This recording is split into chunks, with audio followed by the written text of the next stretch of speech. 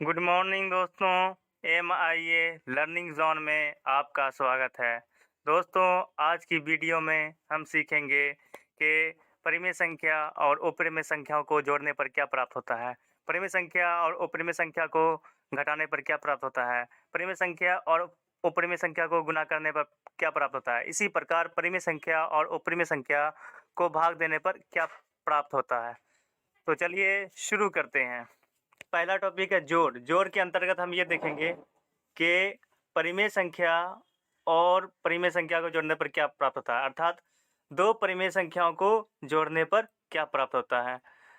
तो दो परिमेय संख्याओं को जोड़ने पर परिमेय संख्या ही प्राप्त होता है। जैसे दो हमारा परिमेय संख्या है और जीरो भी परिमेय संख्या है, तो इस दोनों को जोड़ने पर क्या प्राप्त होगा, दो। दो प्लस जीरो बराबर दो। तो इस तरह से दो परिमेय संख्याओं को जोड़ने पर परिमेय संख्या ही प्राप्त होता है। अगला है हमारा परिमेय संख्या और उपरिमेय संख्या को जोड़ने पर अपरिमेय संख्या प्राप्त होता है। जैसे दो हमारा परिमेय संख्या है और √2 अपरिमेय संख्या है, तो इस दोनों को जोड़ने पर दो प्लस √2, तो ये क्या है, अपरिमेय संख्या है। तो इस प्रकार परिमेय संख्या और अपरिमेय संख्या को जोड़ने पर अपरिमेय संख्या ही प्राप्त होता है। अगला टॉपिक है, दो अपरिमेय संख्या को जोड़ने पर अपरिमेय संख्या भी प्राप्त हो सकता है या परिमेय संख्या भी प्राप्त हो सकता है। जैसे √5 अपरिमेय संख्या है, √3 अपरिमेय संख्या है, तो इस दोनों को जोड़ने पर √5 प्लस √3 प्राप्त होता है, जो एक अपरिमेय संख्या है। उसी प्रकार √5 और √-5, √-5 क्या है, अपरिमेय संख्या है। √5 परिमेय संख्या है, अपरिमेय संख्या है। √5 अपरिमेय संख्या है और √-5 अपरिमेय संख्या है। दोनों को जोड़ने पर क्या प्राप्त होता है, जीरो। तो जीरो क्या है, परिमेय संख्या है। इस प्रकार से दो अपरिमेय संख्या को जोड़ने पर यहाँ पर परिमेय संख्या प्राप्त हो रहा है। तो इस प्रकार से अपरिमेय संख्या और अपरिमेय संख्या को जोड़ने पर परिमेय संख्या भी प्राप्त हो सकता है या अपरिमेय भी संख्या प्राप्त हो सकता है, जो ऑब्जेक्टिव में आ सकता है। अगला टॉपिक है हमारा घटाव। घटाव के अंतर्गत हम ये जानते हैं कि दो परिमेय संख्याओं को घटाने पर क्या प्राप्त होता है। तो चलिए शुरू करते हैं। दो परिमेय संख्याओं को घटाने पर परिमेय संख्या ही प्राप्त होता है। जैसे तीन हमारा क्या है, तीन अपरिमेय संख्या है। तीन हमारा क्या है, तीन परिमेय संख्या और दो भी परिमेय संख्या, दोनों घटाने पर एक प्राप्त होता है, जो क्या है, परिमेय संख्या है। तो इस प्रकार से दो परिमेय संख्या को घटाने पर हमारा परिमेय संख्या ही प्राप्त हो रहा है।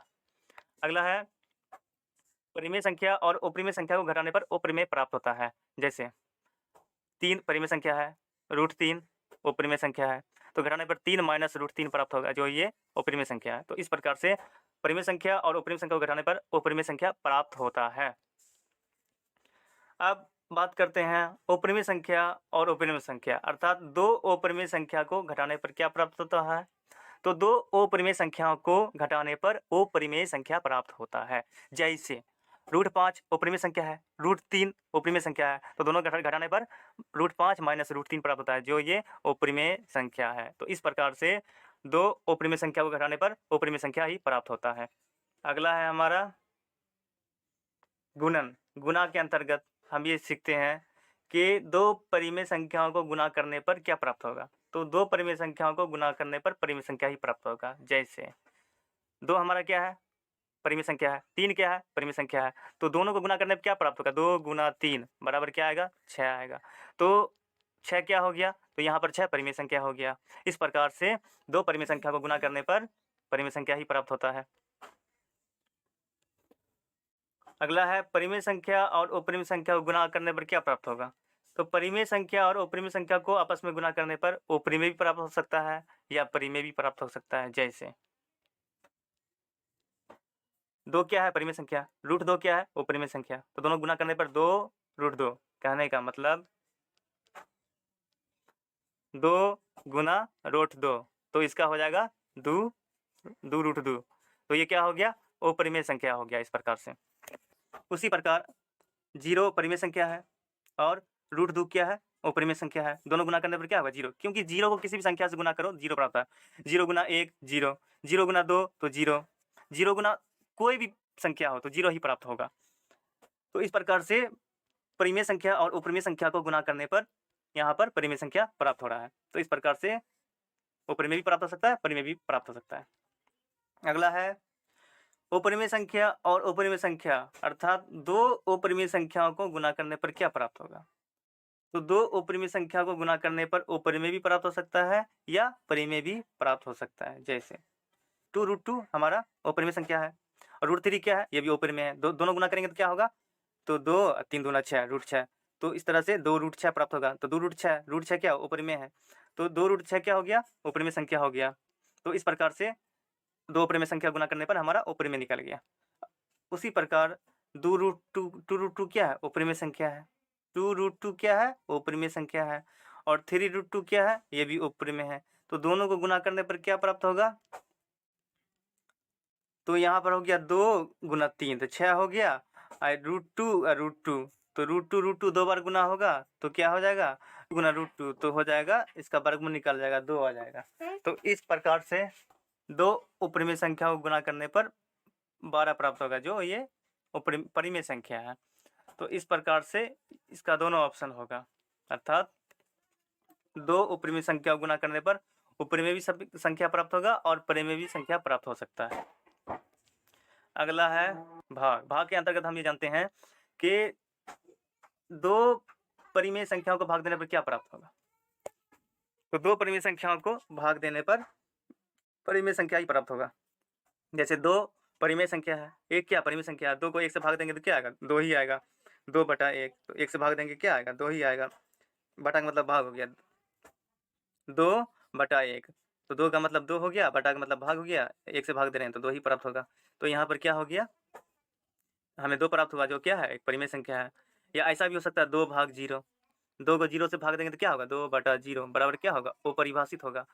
तो यहाँ पर दो ऑप्शन हो सकता है, दो परिमेय संख्याओं को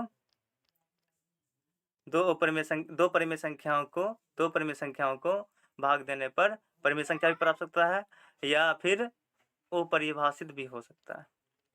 अब आगे बढ़ते हैं। आगे है कि परिमेय संख्या और अपरिमेय संख्या को भाग देने पर क्या प्राप्त होगा। तो परिमेय संख्या और अपरिमेय संख्या को भाग देने पर हमेशा अपरिमेय संख्या प्राप्त होगा। जैसे 5 क्या है, परिमेय संख्या है। √2 क्या है, अपरिमेय संख्या है। तो इसको भाग देने क्या प्राप्त होगा, जैसे कि 5/√2, तो क्या हो जाएगा, 5/√2 ही प्राप्त होगा। तो ये क्या है, ये अपरिमेय संख्या है। तो इस प्रकार से परिमेय संख्या और अपरिमेय संख्या को भाग देने पर हमें अपरिमेय संख्या प्राप्त होता है। तो अगला है अपरिमेय संख्या और परिमेय संख्या को भाग देने पर क्या प्राप्त होगा। तो अपरिमेय संख्या और परिमेय संख्या को भाग देने पर अपरिमेय संख्या प्राप्त होगा या अपरिभाषित भी हो सकता है। जैसे √2 क्या है हमारा, अपरिमेय संख्या। 5 क्या है, परिमेय संख्या। तो भाग देंगे तो क्या प्राप्त होगा, √2/5। तो ये क्या हो गया, ये हमारा हो गया वो परिमेय संख्या। उसी प्रकार 7√2 क्या है, वो परिमेय संख्या। 0 क्या है, परिमेय संख्या। तो इसको भाग देंगे क्या प्राप्त होगा, क्योंकि 0 से भाग देंगे तो अपरिभाषित हो जाएगा, तो ये हो गया अपरिभाषित। तो इस तरह से अपरिमेय संख्या और परिमेय संख्या को भाग देने पर अपरिमेय प्राप्त होगा या अपरिभाषित हो सकता है। दो अपरिमेय संख्या को भाग देने पर, बटा, इसका मतलब हो गया बटा, बटा मतलब भाग। तो दो अपरिमेय संख्या को भाग देने पर हमें अपरिमेय भी प्राप्त हो सकता है या परिमेय भी प्राप्त हो सकता है। जैसे √3 क्या है, अपरिमेय संख्या है। √5 क्या है, अपरिमेय संख्या है। तो भाग देने पर क्या प्राप्त हुआ, √3/5। √3/5 जो ये क्या हो गया, अपरिमेय संख्या हो गया। तो √3/5 क्या हो गया, अपरिमेय संख्या हो गया। उसी प्रकार से हमारा है 2√3 भाग √3। तो यहाँ पे 2√3 क्या है, अपरिमेय संख्या। √3 क्या है, अपरिमेय संख्या। तो भाग देने पर क्या होगा, √3 और √3 क्या होगा, कट हो जाएगा। तो यहाँ पर √3 और √3 कट जाएगा, 2 बचेगा। 2 बचा, 2 क्या है, परिमेय संख्या है। तो इस प्रकार से दो अपरिमेय संख्या को भाग देने पर परिमेय भी प्राप्त होगा। तो इसका निष्कर्ष ये निकला, दो अपरिमेय संख्या को भाग देने पर अपरिमेय भी प्राप्त हो सकता है या परिमेय संख्या भी प्राप्त हो सकता है। उसी प्रकार हमारा अगला है कि दो परिमेय संख्याओं के बीच कितनी परिमेय संख्या होती है। तो दो परिमेय संख्याओं के बीच जो है अनंत परिमेय संख्या होती है। अनंत, अनंत मतलब अन प्लस अंत, अन माने नहीं, अंत माने अंत, जिसका अंत नहीं हो सकता। तो अनेक परिमेय संख्या होती है। दो परिमेय संख्याओं के बीच हमारा अनेक परिमेय संख्या हो सकता है। Thank you.